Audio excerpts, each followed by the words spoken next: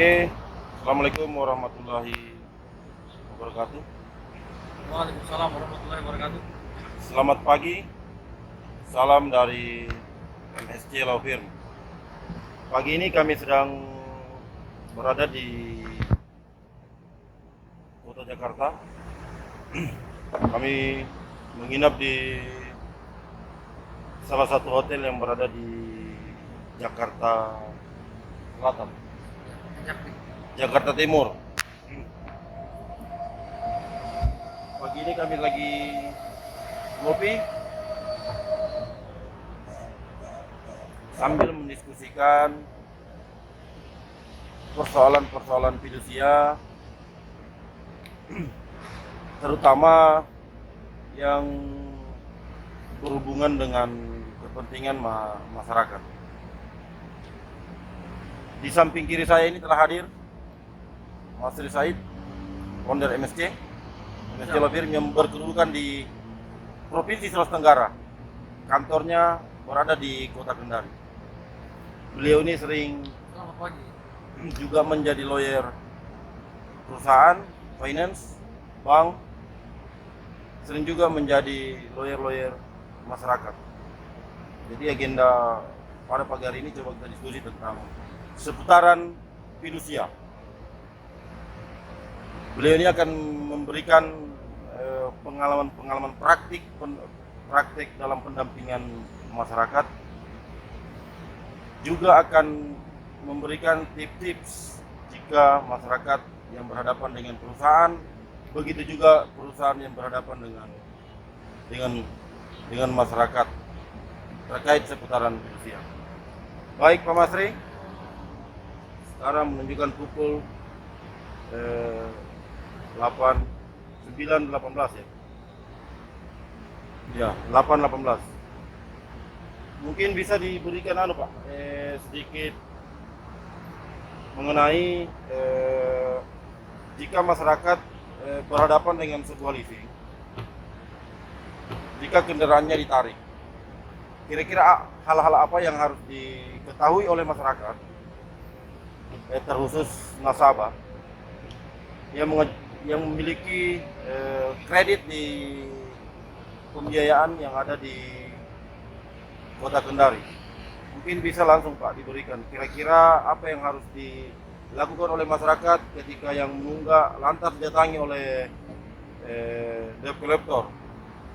Mungkin bisa diberikan Pak langsung. Oke. Tips hukumnya Pak. Terima kasih. Assalamualaikum warahmatullahi wabarakatuh. Saya ucapkan selamat pagi dan salam sejahtera buat kita semua, sahabat MSC dan seluruh masyarakat Indonesia dimanapun berada. Pada kesempatan pagi hari ini kami akan coba berbagi informasi dan pengetahuan terkait soal-soal hukum, utamanya yang terkait dengan fidusia. Ya. Sebagaimana yang ditanyakan tadi kepada saya terkait bagaimana masyarakat menghadapi situasi atau kondisi di mana perusahaan pembiayaan itu melakukan penarikan unit kendaraan yang menjadi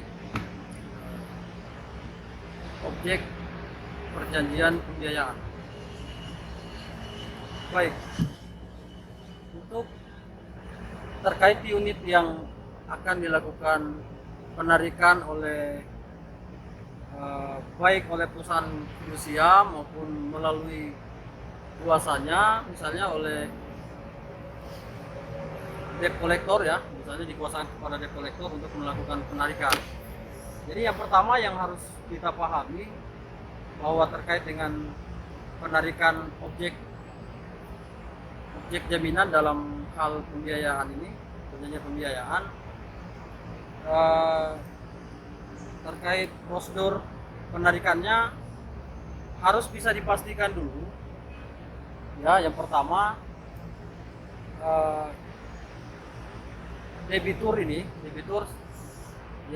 ini adalah pihak yang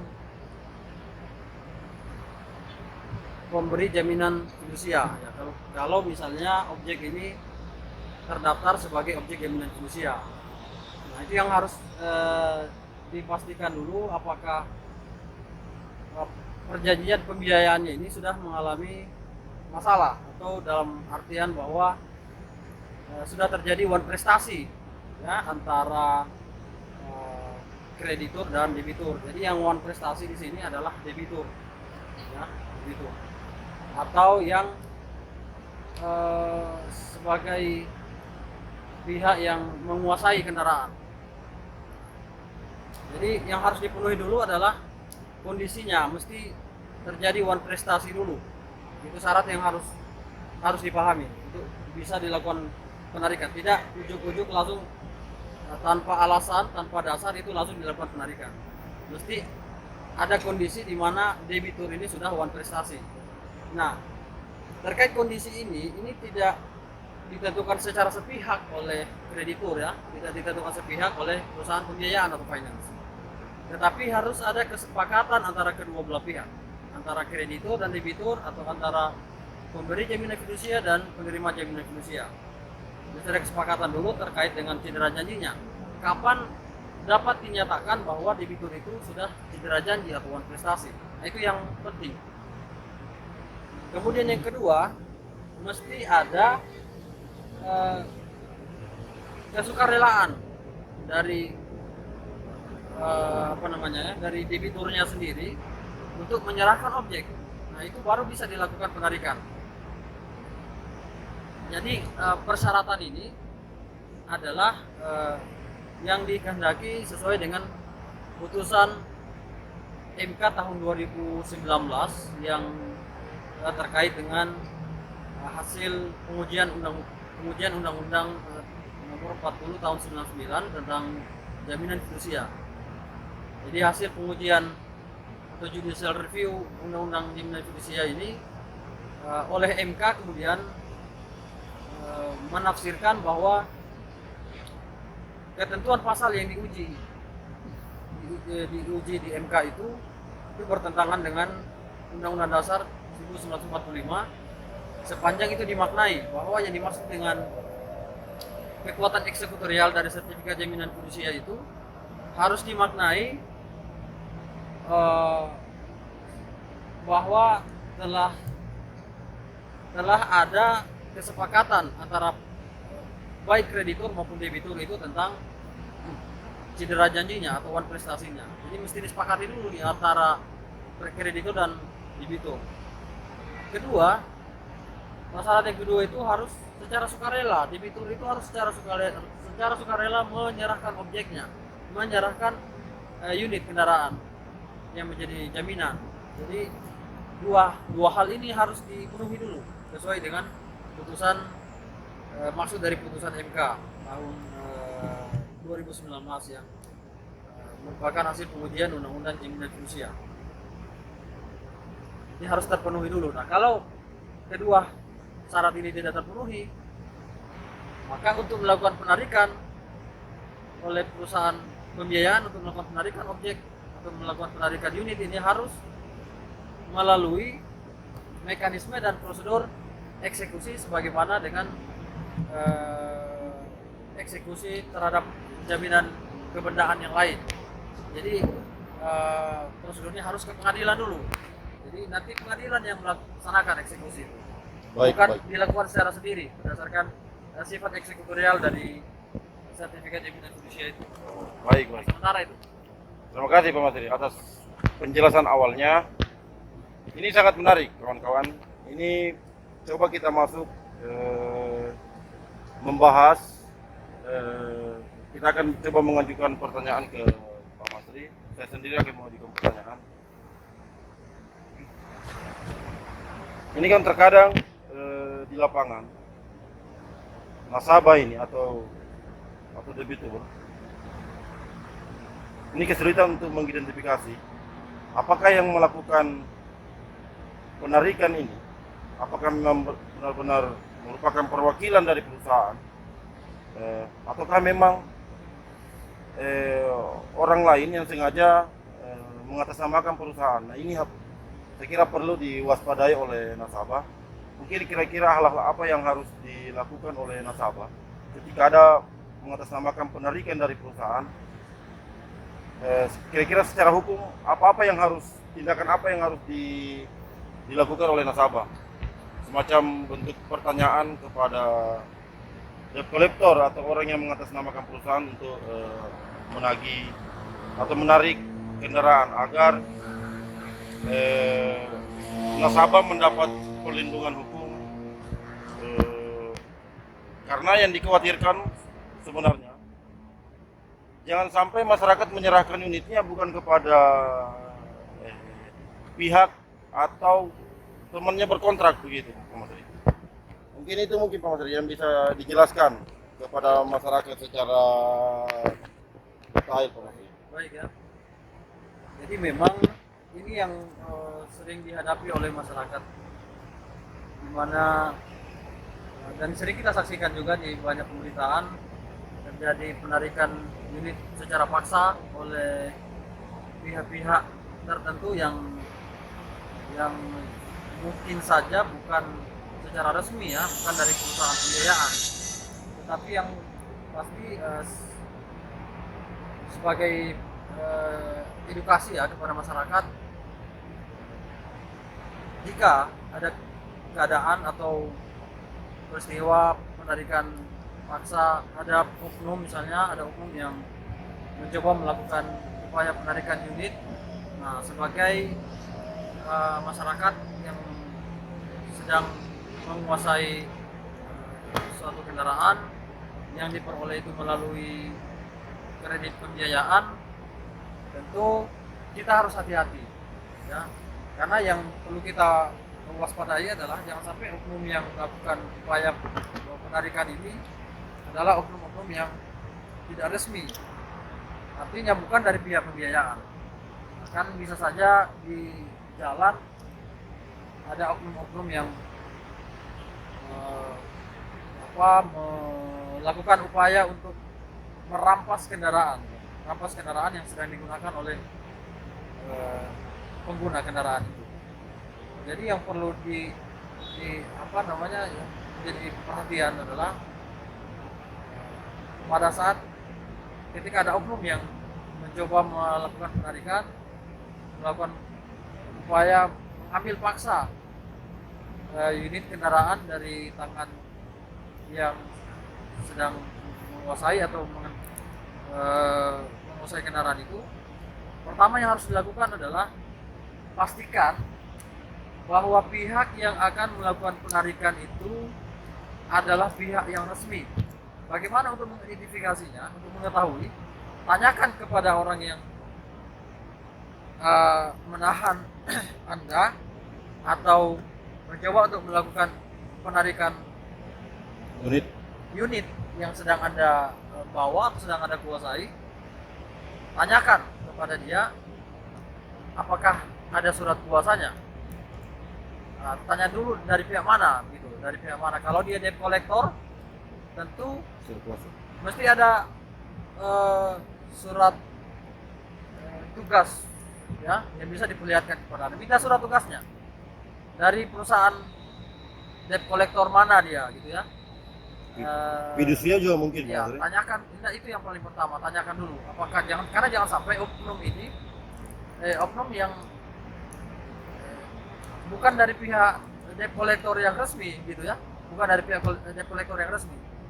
Karena kalau mengenai penarikan ini kan bisa juga ini dikuasakan kepada debt collector eksternal ya, yang diamanahkan oleh perusahaan pembiayaan itu kepada pihak ketiga atau debt collector eksternal, bisa saja. Nah, ini yang paling penting adalah coba tanyakan dulu apakah dia punya legalitas, ada surat tugasnya dari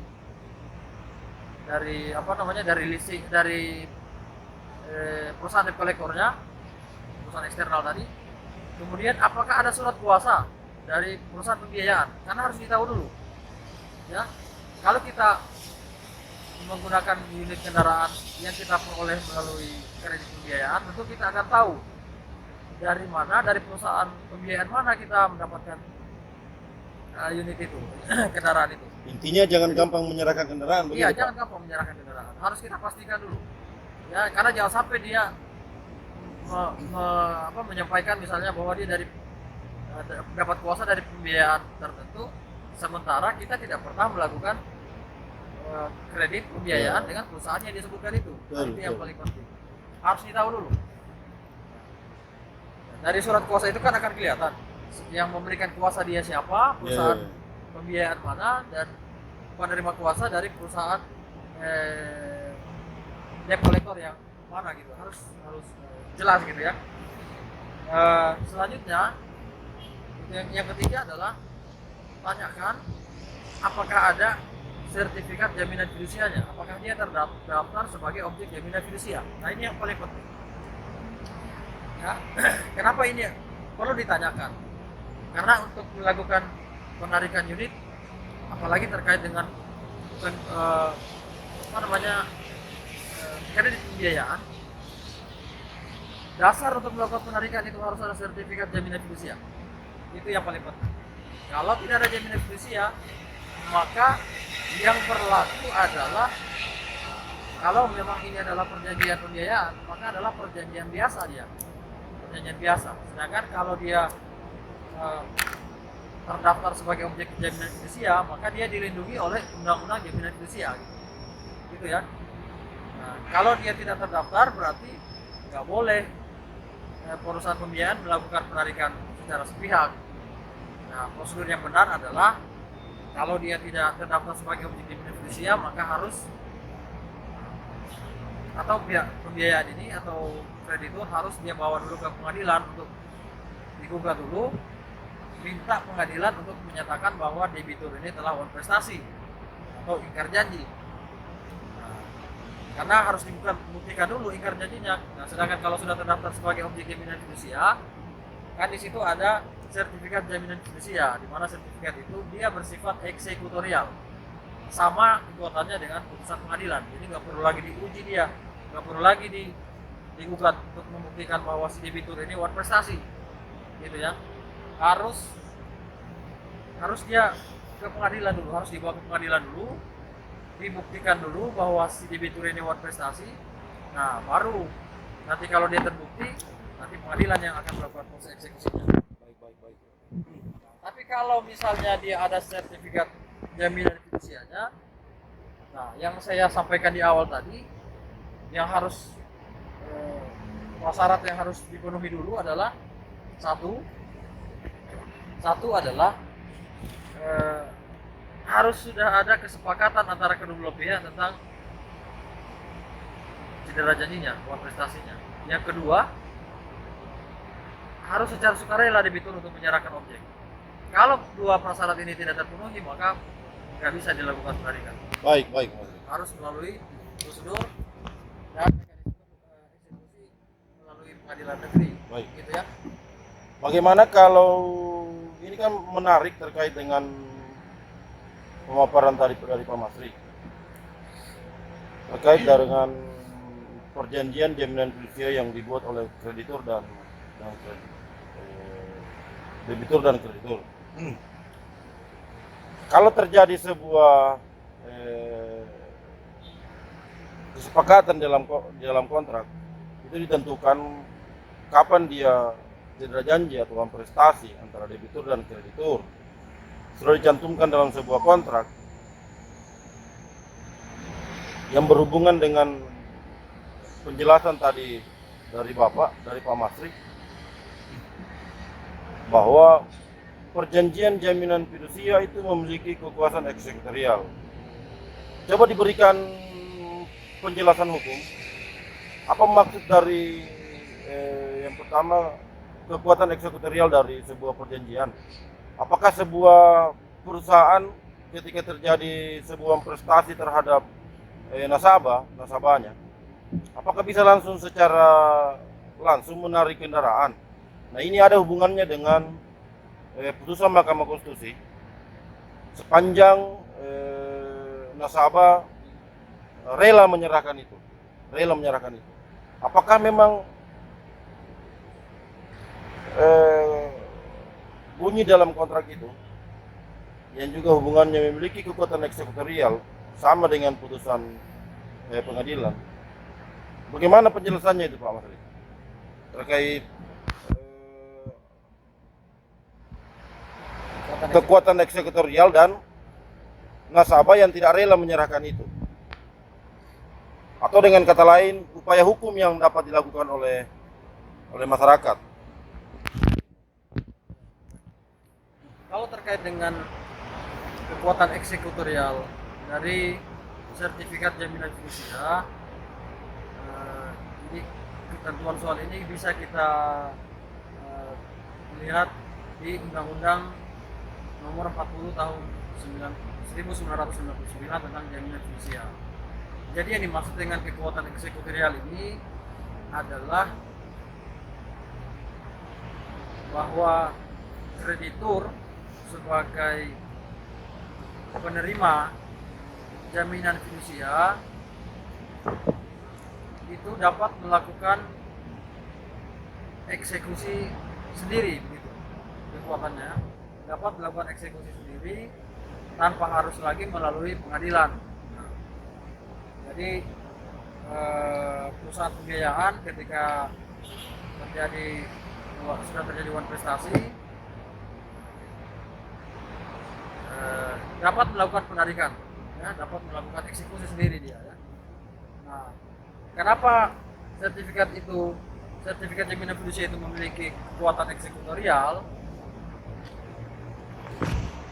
Ya, karena di sertifikat itu bisa kita lihat redaksi yang tercantum dalam sertifikat jaminan fidusia itu ada irah-irah demi keadilan berdasarkan ketuhanan yang Maha Esa. Jadi kekuatan eksekutorial itu sama, dia sertifikat itu kekuatannya sama dengan putusan pengadilan. Jadi yang apa namanya ya, yang punya irah-irah demi keadilan berdasarkan ketuhanan yang Maha Esa itu adalah hanya lembaga pengadilan yang punya itu, hanya pengadilan.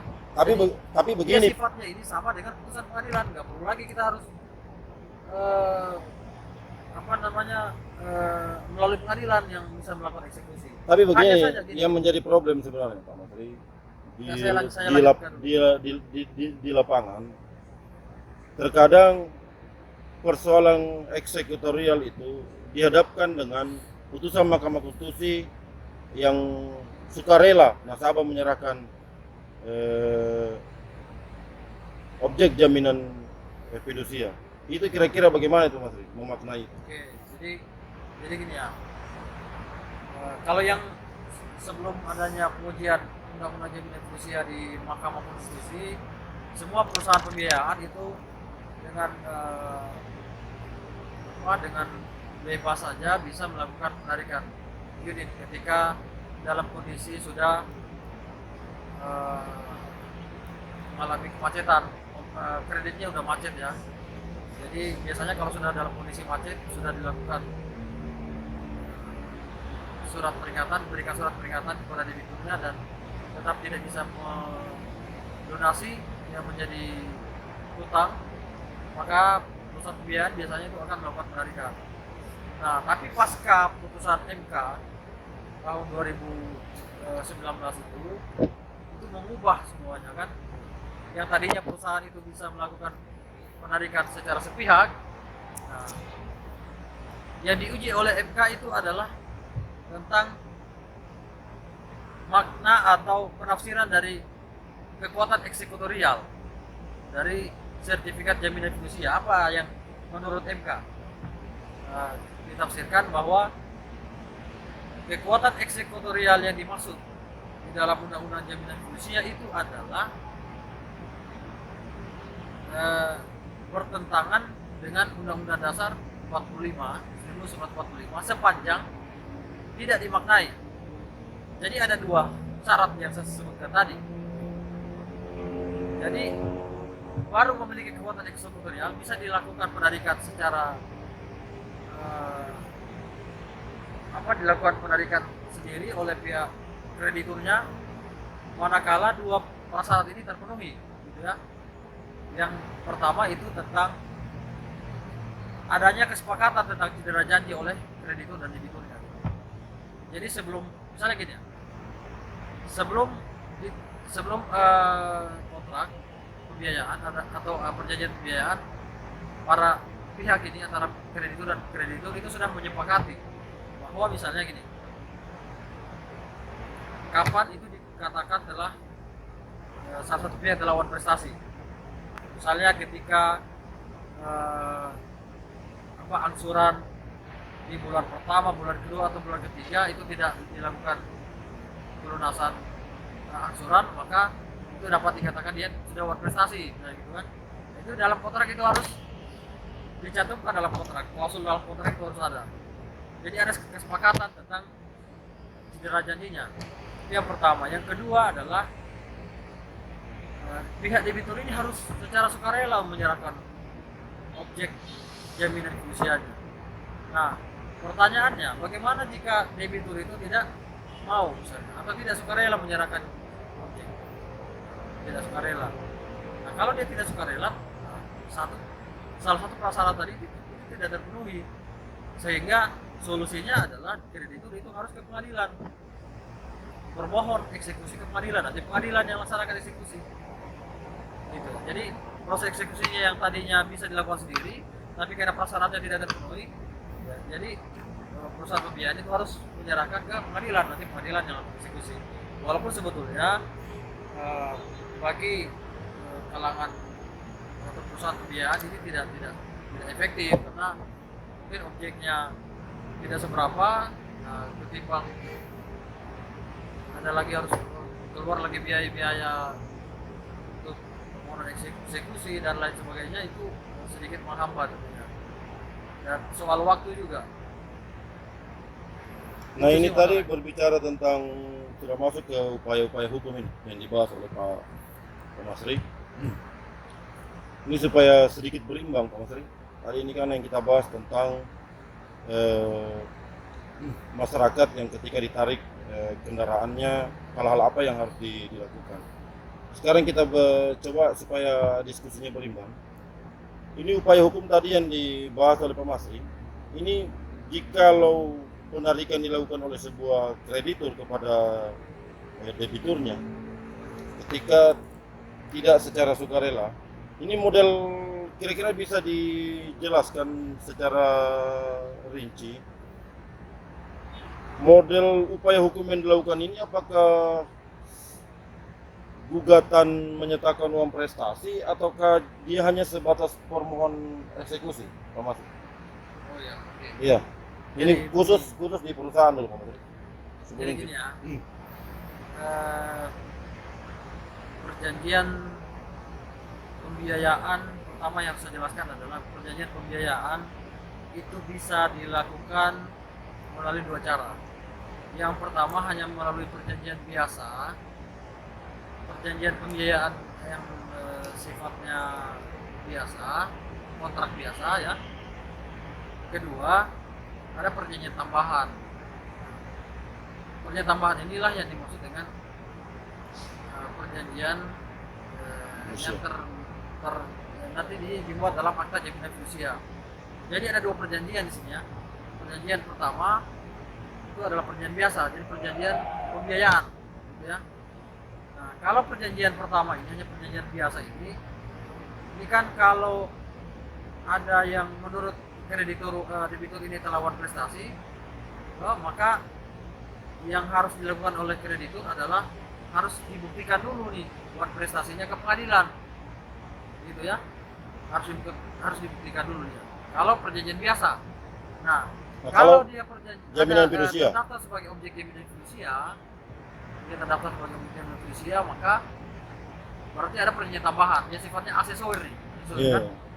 Nah, berarti dia dilindungi oleh undang-undang jaminan fidusia. Betul. Nah, di mana dalam undang-undang jaminan fidusia itu dia terdaftar dalam ada namanya sertifikat jaminan fidusia. Inilah yang menjadi dasar bagi kreditur atau perusahaan pembiayaan untuk dapat melakukan eksekusi sendiri, gitu ya. Tapi dengan syarat tadi, dua syarat itu harus terpenuhi. Harus sudah ada kesepakatan tentang cedera janjinya dan ada kesukarelaan dari debitur untuk menyerahkan unit gitu ya. Kalau terkait upaya di pengadilan kira-kira Pak Masri, apakah dia kalau dia terdaftar dia statusnya perjanjian jaminan fidusia yang memiliki sertifikat jaminan fidusia, ketika mau mengeksekusi barangnya lantas tidak sukarela, apakah dia tetap mengajukan gugatan non prestasi ataukah hanya permohonan eksekusi? Oke, di jadi pengadilan? karena dia tadi misalnya ini sudah terdaftar sebagai objek jaminan fidusia ya. Iya, ya terdaftar. Ceritanya terdaftar. Ya karena ada sertifikat jaminan fidusia yang sifatnya sama dengan putusan pengadilan, sifatnya executable ya. Betul. Sifat eksekutorial, bisa langsung dilakukan eksekusi sendiri kan. Tapi karena satu prasyarat tadi tidak terpenuhi, nah, tidak perlu lagi digugat, tidak perlu lagi harus memasukkan gugatan baru untuk membuktikan prestasinya. Berarti Tapi hanya langsung permohonan. saja dimohonkan agar pengadilan yang melakukan eksekusi. Oh begitu. Jadi tadinya Tanpa harus mengajukan gugatan baru lagi.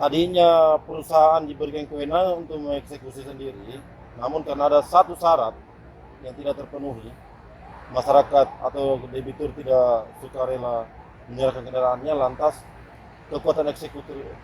eksekutorial itu dimohonkan di pengadilan, begitu ya, Mas. ya. Nah, ini supaya berimbang. Ini juga terkait bagaimana atau apa upaya hukum juga yang akan dilakukan oleh masyarakat. Kira-kira kalau dia tidak sukarela menyerahkan kendaraannya, lantas pihak kreditur tetap memaksakan untuk menarik kendaraan. Coba diberikan kepada debitur, para debitur atau nasabah, upaya hukum apa yang akan dia dilakukan? Apakah dia bisa mengadu ke kepolisian, ataukah bisa mengadu ke pengadilan? Mungkin bisa dijelaskan Mas. Ini khusus nasabah. Oke, baik.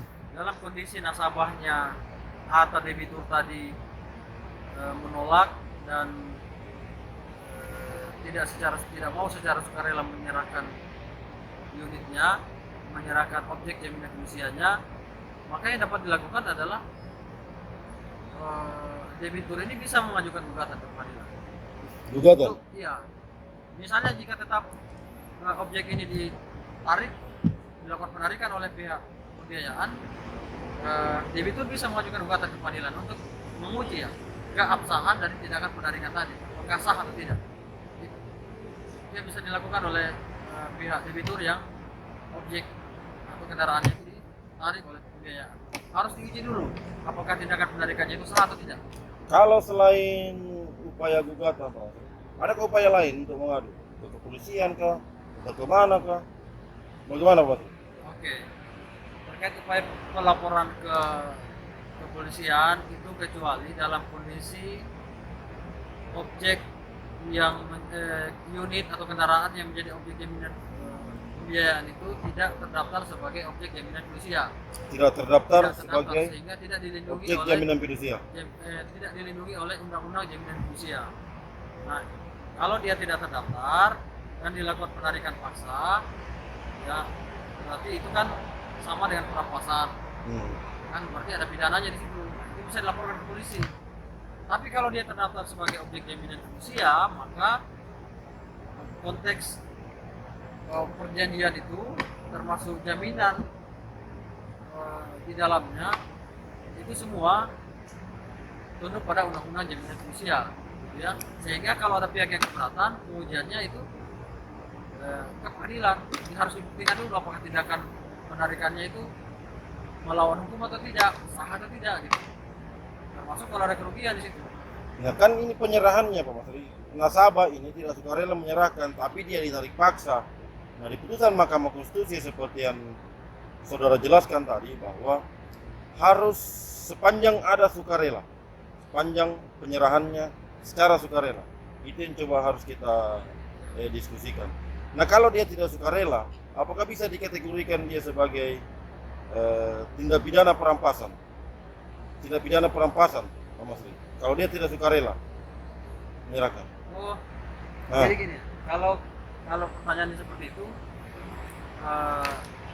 tidak secara sukarela menyerahkan, sebagaimana saya sudah jawab tadi, saya sudah terangkan tadi bahwa ketika dia sudah Ini terdaftar nih, dia terdaftar terdaftar sebagai objek jaminan fidusia, fidusia. Ya, terdaftar.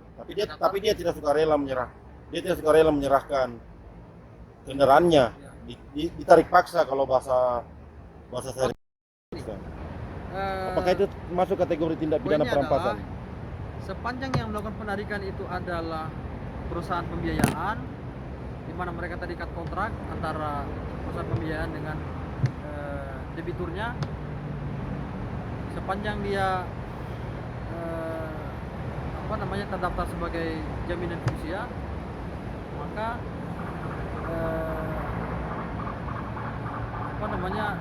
semua misalnya kalau ketika terjadi permasalahan terkait penarikan itu nggak ada pidana di situ, dia harus ke pengadilan untuk menguji dia. Kalau dia terdaftar, Kecuali dalam kondisi yang saya bilang tadi, kecuali dalam kondisi perjanjian pembiayaannya hanya perjanjian biasa gitu ya, hanya perjanjian biasa, tidak ada akta jaminan fidusia, sehingga undang-undang fidusia tidak melindungi dia gitu. oh begitu Kenapa? dia? Kenapa undang-undang jaminan fidusia melindungi dia? Karena kan di situ sudah ada haknya nih perusahaan pembiayaan. Ketika sudah terdaftar sebagai objek jaminan fidusia, maka perusahaan pembiayaan atau finance itu sudah punya hak terhadap objek itu. Karena si debiturnya tadi atau pemberi jaminan fidusia itu mengalihkan haknya kepada kreditur. Ada pengalihan hak berdasarkan kepercayaan. Walaupun objeknya tetap bisa dikuasai oleh debitur gitu. Jadi haknya itu ada. Sehingga kalau terjadi penarikan, ya dia punya hak memang untuk menarik. Tapi apakah sesuai dengan mekanisme penarikan atau tidak, nanti itu pengujiannya di pengadilan gitu. Saya kira seperti itu. Berarti penyelesaian hukumnya itu tetap ke pengadilan. Pengadilan, ya.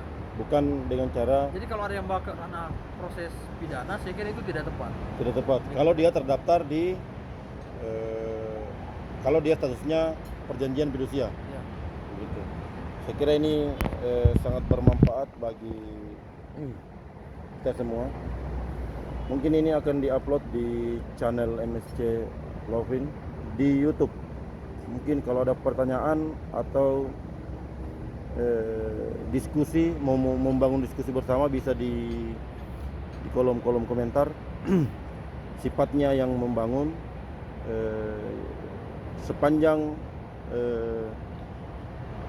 diskusinya dapat kami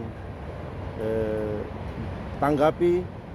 Teman-teman juga silakan bertanya di kolom komentar ataukah memberikan pendapat yang berbeda. Ini semua demi membangun atau mempermantap lagi keilmuan kita tentang jaminan fidusia. Oke, sekian kawan-kawan. Semoga bermanfaat bagi kita semua. Oke, terima kasih Pak Masri. Ya. Assalamualaikum warahmatullahi wabarakatuh. Selamat pagi. Selamat pagi. Enggak. Ini